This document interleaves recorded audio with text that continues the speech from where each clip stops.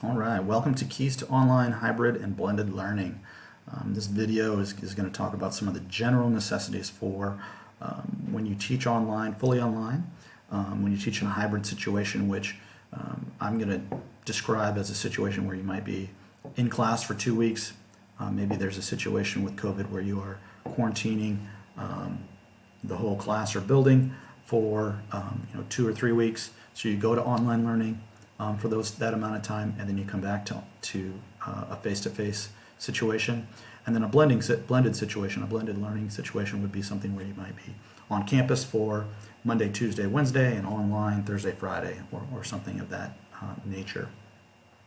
It's going to refer to both asynchronous and synchronous teaching. They're just concepts that, if you follow, will make things go much smoother for you as an instructor. Whoops. So, I wanted to start things off with a quote and a short video. Jonathan Alsheimer is a teacher on the East Coast. He actually just produced a book, or wrote a book and published it. I should have the link for you. I'll try to add that later. It says, we have the ability as educators to breathe life into the standards we teach and to create experiences around learning. We want kids to love school, and if they want to be there, they're going to learn, even if it's virtual. Okay? So when we talk about this, all of these concepts that I'm going to share in this video today, they're all concepts that are face-to-face concepts, but when we talk about online, things need to change a little bit in how we do them. And so that's what this video is going to help you do. So let's watch the video real quick. You know what doesn't become outdated in any school ever in the history of the world is the environment you create within that school, in a classroom. If you want kids to want to be there, you got to think like, would I want to learn this? Would I be bored here? I like to think of it as creating experiences. Like if I know I'm going to be your classroom and I know there's going to be an experience, all kinds of stuff, I can't wait. Like I'm ready to go to school. And shoot, man, let me tell you what. Like that's our job as teachers. Like we got to get kids that like they want to be there, and if they want to be there, they're gonna learn. They're gonna learn at all different kinds of speeds, at all different, but they're gonna all have. Everybody's different, but they're gonna learn because they want to be there. That is our job, man. That's where our passion needs to be. And like everybody can create an experience for kids, and there's nothing better than having your child tell you, like, Daddy, love going to school. Comes from creating those experiences, locking kids in class and looking at what you're doing, your instruction that you're creating. That's our topic. How do I make this cool? How do I make this different? How do I make this a little bit more exciting? How can I create an experience? Now our jobs are fun. The kids are having a good time. They're engaged in the classroom. We're creating experiences. And don't get me wrong, if you do it right, you're creating experiences for yourself as teachers where you're like having absolutely. Yeah, man. And then all of a sudden your job is not a job. It's just I'm going to school. I'm going to have fun today. Yeah, let's do it, So, he talks about creating those experiences. It's the same online. You're creating an experience online. And that's something that I think that we all need to remember. That experience of an engaging classroom, an inviting classroom online. So everything revolves around the relationships you build with students. I know you all know that as well. In your classroom, it's the same. There are 4 kind of areas that I'm going to highlight today. Communication, contact, delivery, and feedback. As I mentioned previously, these are all concepts that are the same to being face-to-face in a classroom, except how we do that is a little bit different with online, blended, and hybrid learning. So the first one, communication. And I've included communication and contact together. When you're communicating, it's no different than the classroom, except we're not there face-to-face with students. You're not going to be seeing students in the hallway, in the cafeteria. But you're not going to see them before class in passing time or after class. You're not going to be able to see them in extracurricular activities if we are wholly online or in a quarantine type situation. So more effort needs to be placed on a conscious effort to reach out to students as a group, and then also individually, and then as well as with parents. The conscious effort needs to be applied to multiple formats as well. So when we talk about contact, I'm going to talk about contact points. So not all students are going to respond to email. very well, and I'm sure you've already found that out. Even if you're trying to create that routine, email can be tough. So having lots of different applications, or what I call multiple contact points, is important. And it's no different than in the classroom. When you think about things like, okay, if you have students come into class, you greet them, you talk to them about what you're going to do, you put something up on the board, maybe it's instructions, then you hand them a packet. In the packet, it has the instructions, it talks about what you're going to do, and then afterwards, they turn those in, you have a discussion about what you just talked about. Those are all things that you do in the classroom very easily because you're face-to-face, you're right there with students. When we talk about going online, whether synchronous or asynchronous, we just have to be a little bit more conscious about it. So maybe I'm going to provide an email reminder, I'm going to post it on the LMS, and I'm going to have a Google Calendar available for all students. Now, there's 3 points of contact where students can go. They're getting the same information or similar information in all 3 places, but they can pick and choose, which one am I going to get that information from. Very important. When we talk about email itself, a rule of thumb that we use here at William Penn is for our distance learning professors, our goals and our on-campus professors is to respond within 24 hours. That's on Monday to Friday, I kind of look at it. So if I get an email on Monday from a student or parent, then by Tuesday, I'm going to be addressing it. Okay. In some cases, you need to say, I'm going to look into the situation and I will respond later, but you definitely need to address it so that parents or students know that you are conscious of their question to you. Once again, this is because you're not seeing them in the hallway, you're not seeing them in the cafeteria, you're not seeing them before school. All those points of contact that you're missing when you're online, you need to make up for. And so when we talk about that 24-hour period, Monday to Tuesday, Tuesday to Wednesday, etc. When we get to Friday, sometimes I'll check my email on Friday afternoon, late afternoon, and try to sum things up so people don't have to wait. In other cases, if I get stuff on Friday, I'll leave it until Sunday night or even Monday morning in some cases, because that weekend time is your time, right? And one other tip with email, if you're going fully online and you're going to be responding to more questions, a lot of people want to put that email right on their phones. I would recommend against that. You don't need to get a notification every time someone is responding to you. You don't want to look at your phone and see, oh gosh, I've got 5 emails for work. That creates some stress. You don't want to get a message at 6 o'clock when you're having dinner with your family and look at it and be like, oh gosh, I need to, just take that off. You don't need your work email on your personal device. And that helps to create some less stress, I guess, for you. So things with communication and contact, we're talking frequent, make it routine so students know what to expect, multi-sourced, so lots of points of contact, timely, that 24-hour period. And with that 24-hour period, you can set something up to where you are, at 10 a.m. every day, I'm going to check my email and I'm going to address it. That makes it a routine for yourself as well. And the last piece is expressive, and I didn't mention this previously, but you don't have that facial expression when you are asynchronous in providing communication with parents. So using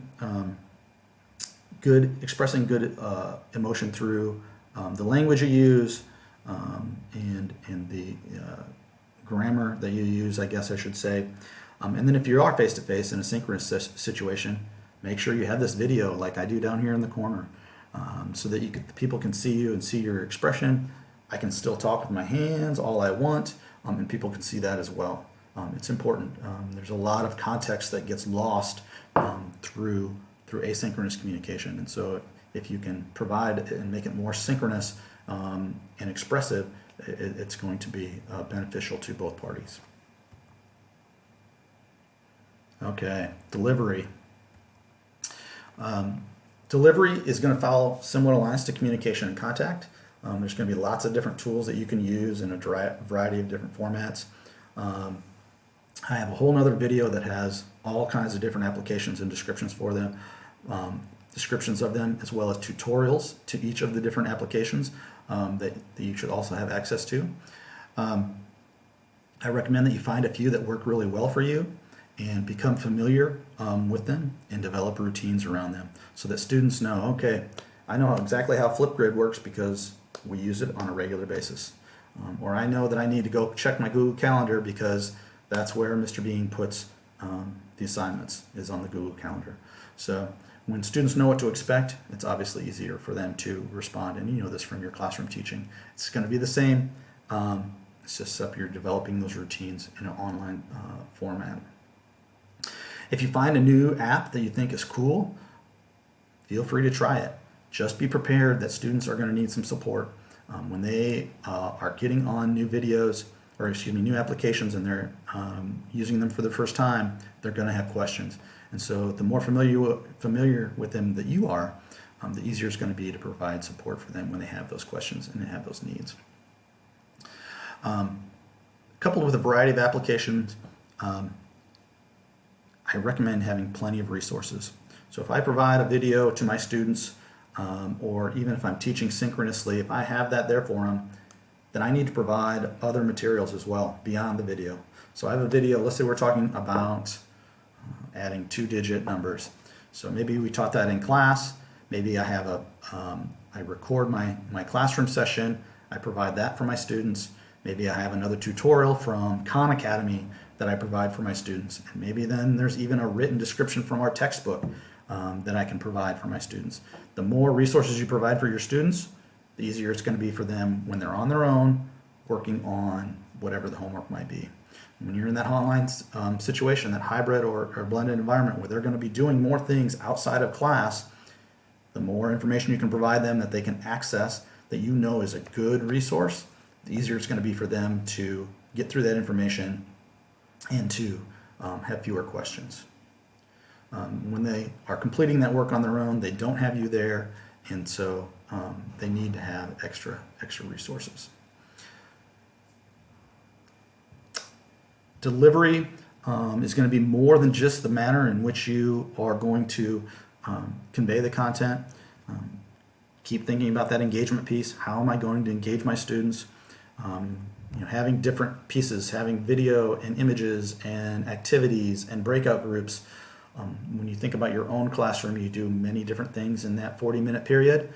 It's just the same for online delivery. Just be conscious of it to make sure that you are hitting those things. It can be easy to get into the habit of let's get on and I'm going to go through these slides and that's going to be our class time. And we want to stay away from that as much as possible. I recommend for all my pre-service teachers, keep in mind basic teaching protocol. I can statements, gradual release, modeling, inquiry, group work, authentic assessment.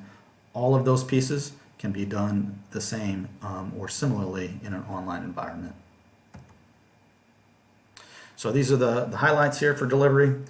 We're talking about a variety of applications in a routine manner. So use a variety so that students have some different things to do, but make it routine so that students know what to expect.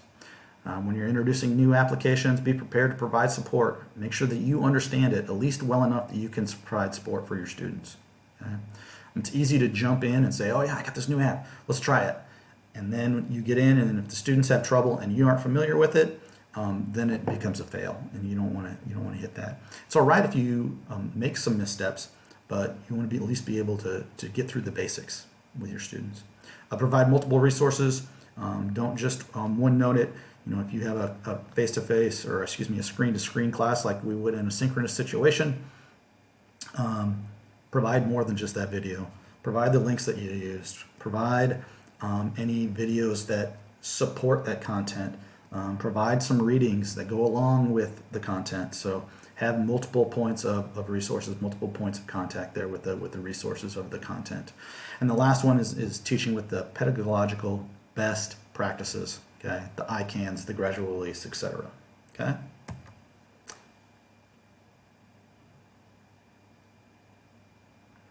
All right, feedback. Not really the last piece, but kind of sums things up to some degree. As we continue to build on that idea of good communication, multiple points of contact, providing lots of resources, all of that goes right into feedback. Okay? Your time with students is limited when you're online. You only have those windows, and then any asynchronous communication that you provide in between is going to have to be pretty good, and that's where we fall with feedback. Due to these time constraints of not being able to go over assignments maybe as easily or quickly as you would in a face-to-face situation, it's really important that you get feedback correct when you do it, and provide good feedback with lots of information. So if a group of students needs assistance in a face-to-face situation, you can kind of corral them, in the front of the room, or you could say, I need these people to stick around after class, and you can go over some stuff, or maybe they come in during a study time. That's not maybe as easy as online, in online situations. So sometimes you can do that. Sometimes you can set up private situations where you can meet with groups, but once again, it's just a little bit more difficult. So you can utilize your feedback as a way to reteach. And so to do that, you need to provide good asynchronous feedback. And it can be completed in a written or typed format. It can be a verbal or recorded format. It can be through video. So all of those ways are excellent ways to provide feedback. And there are applications that you can use to do all of those. So do your best when you're using those to, once again, express some emotion. Talk with your hands, show expression in your face. When you're writing, use some exclamation points, use little smileys or some emojis or whatever it is, some expressive language that you can use so that it's not a stale one-note score. You got 28 out of 30. Good job. You need to provide more information than that. Students need to feel that connection. They need to feel that you are paying attention to what they're doing. And to do that, you need to hit all of those points. So the highlights for feedback, reteaching missed concepts, providing good quality asynchronous feedback, frequent feedback. So I say most, if not all assignments, provide feedback on it, more than just a score. And that last piece is be as expressive as possible. Show some interest in their work. Okay. So as we hit this crazy time of COVID and the idea that you may be in a hybrid situation or an fully online situation, at the drop of a hat, I know there's some concerns and people are worried, and not only about their health, but about, how am I going to manage all this stuff? So I recommend that everybody gets on Twitter. The amount of information and networking that you can do on Twitter it's just immense. And it's really simple to do. There's lots of great groups to follow. You can follow educational leaders all around the world. You can network with them. You can talk to them. You can ask them for assistance. You can provide assistance to others. You can learn new tricks and tips. Lots of things that you can do there.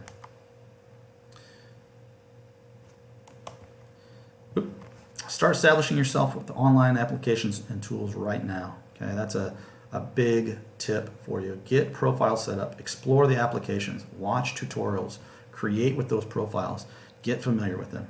The more familiar with them now, the easier it's going to be if the plug gets pulled and you have to go to online fully or hybrid online or blended online.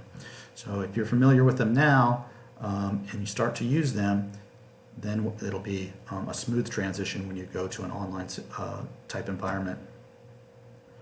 As you teach right now in the classroom, if you are face-to-face, operate using online tools as much as possible. Okay, you don't know when you're going to have that abrupt shift in delivery. So find and use videos that are good, YouTube, etc. Have assignments turned in online only. So that includes quizzes and tests. Get rid of those paper assignments. Get in the habit of doing online assignments or online submissions. You have the tools in many cases. If you are a one-to-one situation, you have the tools for students to do that. As much as possible, get in the habit of having them online. Worksheets, etc. Get rid of the paper copies. Have them complete it and submit it online. Okay. Then when you move to an online environment, teaching or a hybrid or blended, students are already familiar with it. Nothing changes. It's just the same. And then use the online applications, Flipgrid, Screencast, Pear Deck, etc. Same ones that you would use in online teaching, start using them now in the classroom. Same thing. Once you switch, if you have to switch, it's seamless. Okay. And the last tip for an uncertain school year is get creative. Don't be afraid of making mistakes. Don't be afraid of getting help from others, including your students. Students are very attuned to an online environment. It's the amount of time that they spend on their phones or their tablets and their homes. And so don't be afraid to get help from them if needed, and to try new things with them, see what they think. When you're face-to-face and you're trying those new things, you make mistakes, you can have that discussion with students right then and there, work out the problems. Then when you move to an online environment, once again, it becomes much more seamless. Okay? Just in closing, I want to include a quote here from Saul Kahn, and this article just came out a day or two ago in the New York Times. He says, "Remember that school is where most of us developed our deepest friendships. We're inspired or motivated by amazing teachers and learn to collaborate with others. Because every aspect of a child's life has become more distance during the pandemic, there's an even higher burden on distance learning to emphasize human connection." So it's just really important that, as we look at our content and creating online experiences, that we use good communication that occurs frequently with many contact points, including quality feedback. By doing those things, you can increase that human connection, and you can create those experiences where students want to be there and they feel supported. Okay? If you have any questions, feel free to reach out. Thank you for your time, and good luck with the school year.